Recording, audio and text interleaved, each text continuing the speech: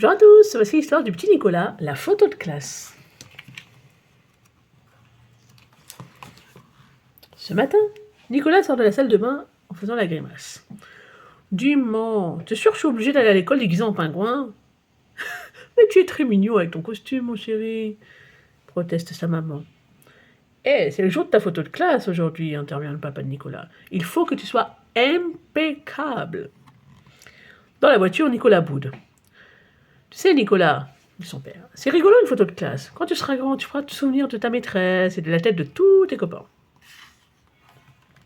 Soudain, la voiture ralentit. Elle est coincée derrière un cycliste qui avance en plein milieu de la rue à la vitesse d'un escargot. Tut, tut, tut, klaxonne le papa de Nicolas. Surpris, le cycliste se pousse et le papa de Nicolas le dépasse enfin. Le cycliste a des lunettes sur le nez et un gros cartable sur son porte-bagages. On dirait un chouchou de la maîtresse, se dit Nicolas. Nicolas n'aime pas les chouchous, alors il lui tire la langue. Furieux, le cycliste lâche son guidon pour riposter. Mais il perd l'équilibre et se casse la figure. Badaboum! Dans la cour, Nicolas retrouve son copain Geoffroy qui porte une drôle de chose à plumes sur la tête. « Eh, salut l'autruche !» ricane Nicolas. « Salut le pingouin !» répond Geoffroy. « Eh, on va pas te reconnaître sur la photo avec ce machin-là sur la tête !» lance Nicolas. « Je te signale que c'est un véritable chapeau de mousquetaire, monsieur !» Nicolas s'apprête à répliquer quand tout à coup, il aperçoit le cycliste qui pénètre dans la cour. Il n'a plus de lunettes sur le nez et son vélo est tout cabossé. De son porte-bagages dépasse le trépied d'un appareil photo. « Oh, zut alors !» se dit Nicolas. « C'est le photographe de l'école !» Aussitôt, Nicolas s'empare du chapeau de Geoffroy et se l'enfonce sur la tête. Il faut qu'il passe inaperçu. « Hé, rends-le-moi !» se fâche Geoffroy en récupérant son chapeau. Ces cris ont attiré l'attention du bouillon, le surveillant de l'école, qui s'approche à grands pas. « Geoffroy, qu'est-ce que c'est que ce déguisement? Retirez-moi ce couvre-chef immédiatement !» Nicolas en profite pour se cacher derrière son copain Alceste. Celui-ci ne s'en rend même pas compte, il est occupé à manger ses tartines. « Oulala, inutile de crier si fort !» dit le photographe au bouillon. « Vous savez, on peut tout obtenir des enfants quand on leur parle gentiment. Regardez. » Le photographe déplie son matériel et annonce d'une voix mielleuse. « Suivez-moi, mes petits, nous allons prendre une photo ensemble. Une très belle photo. » Tous les garçons se précipitent vers le banc pour prendre la pose. Nicolas, lui, se fait tout petit. Le photographe regarde à travers son objectif. Comme les enfants ne sont pas bien placés, il demande à Agnan, le chouchou, de s'installer au deuxième rang. Mais Agnan pique sa crise. « Moi, je suis le premier de la classe, alors je vais être devant, à la place de Clotaire. Lui, il est nul. » Clotaire ne le prend pas très bien. « Tu veux une baffe?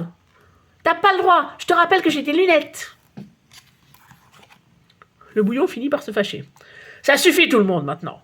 Allez, tout le monde en place. » Aussitôt dit, aussitôt fait. Le petit oiseau va enfin pouvoir sortir. Mais au dernier moment, Rufus se met à se tortiller.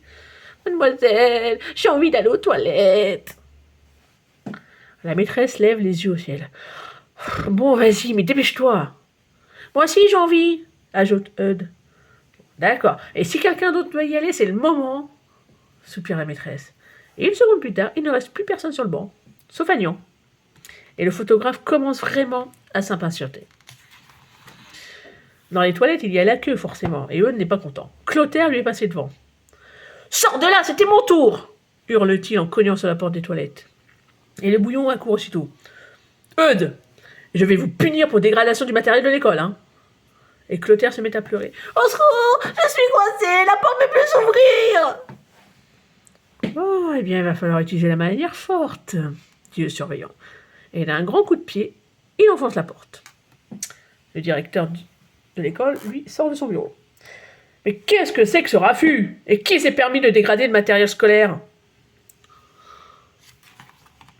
Pauvre bouillon, il ne sait plus où se mettre. Et pendant ce temps, dans la cour, Geoffroy s'approche du photographe. « Quel appareil utilisez-vous, juste, monsieur ?» « Eh bien, tu vois, c'est une jolie boîte d'où va sortir un petit ziozio, » répond le photographe comme s'il parlait à un bébé. « Ouais, il est vieux votre engin, hein, » répond Geoffroy. « Mon père, lui, il a un Ziltron FX3 multi-écran avec téléobjectif en plus. » Le photographe regarde Geoffroy avec des yeux ronds. Il a l'air de plus en plus énervé et ça fait bien rigoler Nicolas. Eh, dis donc, fait le photographe en le remarquant. C'est toi qui m'as tiré la langue ce matin dans la voiture. Nicolas ne rit plus du tout maintenant, il bafouille. Moi pas du tout, vous devez vous tromper. Hein. Ça m'étonnerait. Regarde dans quel état sont mes lunettes. Canaille hurle le photographe en sortant de sa poche ses lunettes fêlées. Et le bouillon s'interpose. Allons, calmez-vous. Oh, vous taisez-vous, hein tempête le photographe. Quand on n'a aucune autorité sur les enfants, on ne fait pas la leçon aux autres. Hein. Qu'une autorité, moi aboie le bouillon. Plantés au milieu de la cour, les deux hommes se fusillent du regard. On se croirait dans un film de cow-boy. Et soudain, au milieu du silence, on entend...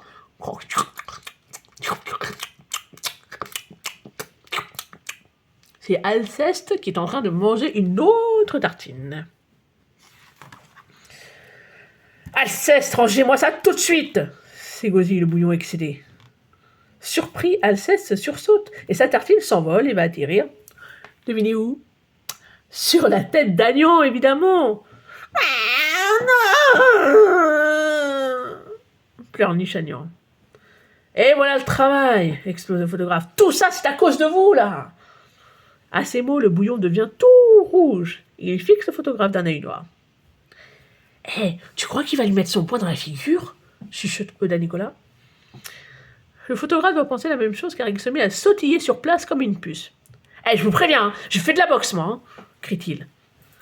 Et à ce moment, le bouillon ramasse la tartine d'Alceste et la lance de toutes ses forces vers le photographe. Sauf que... Le problème, c'est que le bouillon ne s'est pas visé. La tartine va s'écraser sur la vitre du bureau du directeur et celui-ci ouvre la fenêtre furieux. Qui a fait ça? Excusez-moi, monsieur le directeur, j'ai raté ma cible, dit le bouillon, penaud. Le photographe en profite pour ranger son matériel et remonter sur son vélo cabossé. J'en ai assez de vous et de vos garnements là, je m'en vais. Et il repart en pédalant au zigzag. En fait, je crois qu'il n'y aura pas de photo de classe aujourd'hui, lâche le bouillon gêné. Les enfants regagnent leur classe en silence.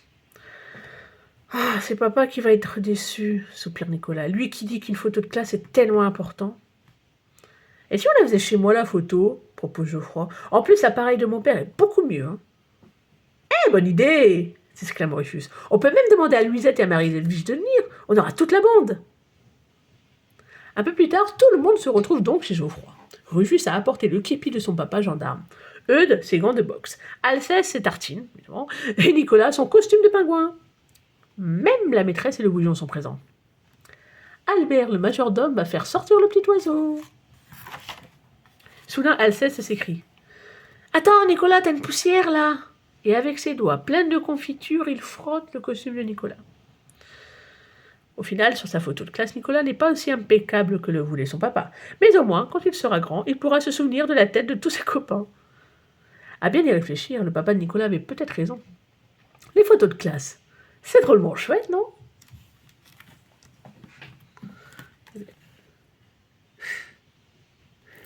Et voilà la fin de l'histoire. N'hésitez pas à venir liker et surtout à vous abonner. Merci et à la prochaine.